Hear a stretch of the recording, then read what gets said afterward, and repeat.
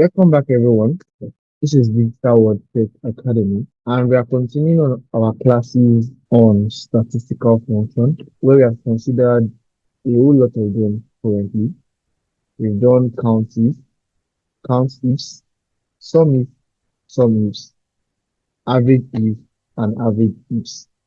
So currently, we are at the sequence function. So I'll read what we have here. The sequence function is a versatile tool that allows you to easily create a list of sequential numbers based on your specifications. It helps you generate data series that are often used in formulas, calculations, and data visualization. So underneath that, it says the syntax of the sequence formula goes thus. We have the rows, the columns, the start, and the step. Alright. So now, I need you all to know something. The sequence function is a dynamic array function. What does that mean? So dynamic array functions are formulas in Excel whereby if you input the particular function or you perform that function of your paper in a particular cell, it has the ability to spill over into multiple cells. They are called dynamic array functions, and the sequence is one of them. We have a lot of dynamic array functions that we are still going to talk about during the course of our study of Excel. But for today, the first one we're going to consider, which is the first dynamic array function that we consider throughout this course actually, is sequence. So now, let me go into an Excel formula where I show you how we can apply the sequence function. So now, I'm sure we all are familiar with the Excel interface, so I don't think I have to be doing an intro to that. We all are familiar with that. So now, I'll say is equals to sequence. So what I meant by my definition of dynamic array, so currently we have rows. So let me just say I want you to input numbers into 5 rows. So I'll say 5 and I close my bracket and I press on. That's what I'm talking about. So the sequence has the ability to spill over into multiple cells for a particular cell that I started out with. Yes, I know that I did not complete the formula. Yes. Let me show you once again. So let's start from there. So the sequence once again. So now I need you to know something. When you are working with formulas in Excel, you need to be able to understand your syntax. I've told you all that, yes. And you need to know which of your syntax are important and which ones are actually optional. So now, and this is how you know them as simple as it. If you call a function in Excel and the syntax or part of the syntax is in a square bracket, like these columns, start and the step, they are in a square bracket. It means that you do not actually need them before you return a value. They are called optional syntax in Excel, meaning that it is you that can decide to employ their usage. If you do not make use of them, you are still going to return answer. As simple as that. If you don't make use of the remaining three from column, start, and step, you are still going to return answer. This is what I did earlier. I made use of the rules alone and I still returned answer. So now, you might want to ask, where can I apply the use of the sequence function? Because it's one of the most popular questions I get when we are learning the sequence. Fine. So let's say you want to create a serial number for a particular data set that you're working with. Let's assume the data set does not have a serial number. And we want to create a serial number for maybe let's say number 1 down to 10. As simple as that, you can use the sequence to do that. And your numbers are not going to get disrupted at any point. All you just do, you will tell you that you want to work with 10 rules, which is this, 10 rules, and it's going to give you 10 numbers. That's 1 to 10. Close the bracket count. As simple as that.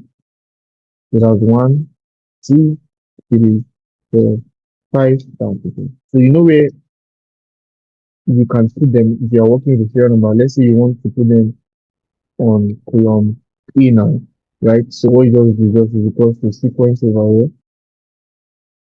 sequence to the rows. Let's keep talking. So let's do 15 and close your bracket, enter. So as simple as that, I have listed, as simple as that, I have just listed 15 numbers. So let's do more. Let's go and do more. So it's equals to sequence. And this time around, we are going to consider all of the syntax. I'm going to explain to you what they mean. So now, I'm sure most of you are familiar with what the rows mean.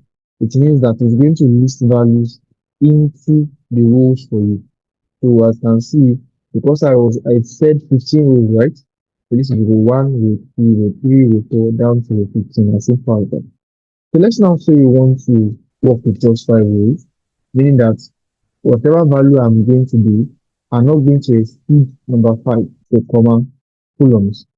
Now I also want it to be, or rather, let's say I want to use 3 columns, meaning that from column D, E, and F, my values are going to be in column D, column E, and column F. So 3 columns, comma, then I start. So what this start is saying is this: what number do you want to start with? Here, because I didn't consider the optional syntax, Excel assumed that I wanted it to start from number 1, right, and move by 1, meaning 1 plus 1 will give you 2, 2 plus 1 will give you 3, right, like a number sequence of numbers, right, because I did not specify any other thing. So now I can get to specify what I want, which is what the start is talking about. It is not compulsory that I start with number 1. I can start with 0. I can start with 2, 3, whatever number you want to start with is up to you. So let us start with let's start with 4. Let's just continue, comma. So the step, what the step is saying is this: if you start with 4, how do you want to move? So currently, this one started with 1, right? But it's also moving by 1, because 1 plus 1 gave us 2, 2 plus 1 was the one that gave us 3, right? So I can move the step to which I want to move. So if I specify that I want to move in 2, that means what my numbers are going to be is 4, 8, 12, 16, 20, and so on and so forth. So from here now, I close my bracket and I press enter.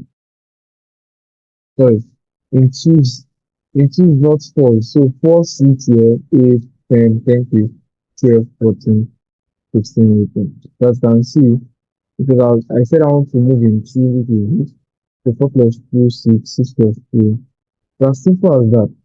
So you can use this to create an idea of a simple multiplication table. So let's say I want to make sequence, and I'm saying that the rules that I want now are 10, right? So let's use 10 rules. So meaning that from 8 to 18, so they will never exceed 18 because it's rigid. So the columns are just, let's use 10 columns. Let's go wide. That means from column D down to D is 1, 2, 3, 4, 5, 6, 7, 8, 9, 10. So from D to M. So my numbers are definitely going to split from D to M. So be ready. So the start number, let's do a quick thing on multiplication table 2, right? Let's create a multiplication table 2. So 2, comma, and my step is also 2, obviously, because 2 times 2 for 4 times 2, and with 4 times 2, 2 times 4, whatever it is you want to do. So that's 2 times 2 is the step. So I'm moving in 2. So 2, 4, 6, 8, 10, 12, etc. You understand what I'm trying to say? So I'll close my bracket and I'll press enter. So don't blink now. Like if you blink, you miss it. Huh. Can you, can you see that? So now I know a lot of you might be wondering that, oh, but it is just spinning it horizontally, meaning that it's moving this way. What of if you want to move this? Fine. I do get that a lot. What you just do is come here, and you can come in front of this particular formula, right? And you can just put the word transpose.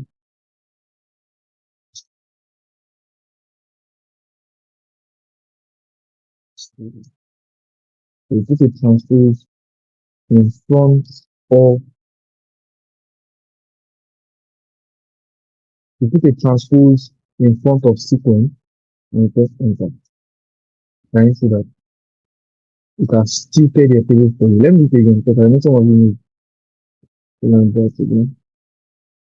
So transpose, transpose. Then click on it. So you can see transpose has its own syntax, right? It's saying the array.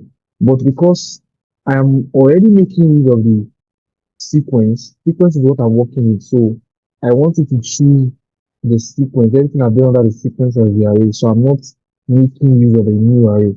But obviously, as you can see, a bracket is open over here. So you have to come to the end here and close the bracket too. You understand? So we are using a syntax instead of another syntax. And the idea is that I don't want my 2468 to be listed on its own table here. I want it to be tilted, meaning that I want them to be listed vertically. I don't want to see 22 for the two. What I want to see next after two should be 4 year, 6 year, 8 year, 10 year, 12, 14, 16, 18, 20. You understand? So I'm going to take it. So once again, if you blink, you will miss it. So enter. As simple as that.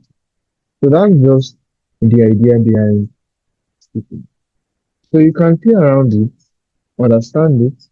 Like I said, we have they are called dynamic array formulas. Some of them are important before you can return a value, and some are optional. So the rules rather, sorry, the rules, the column, the start, and the step. So the columns are optional, the starts are optional, the step are optional. All of those in square bracket are all optional. Alright. So now you can check that, try your hands on them, and see you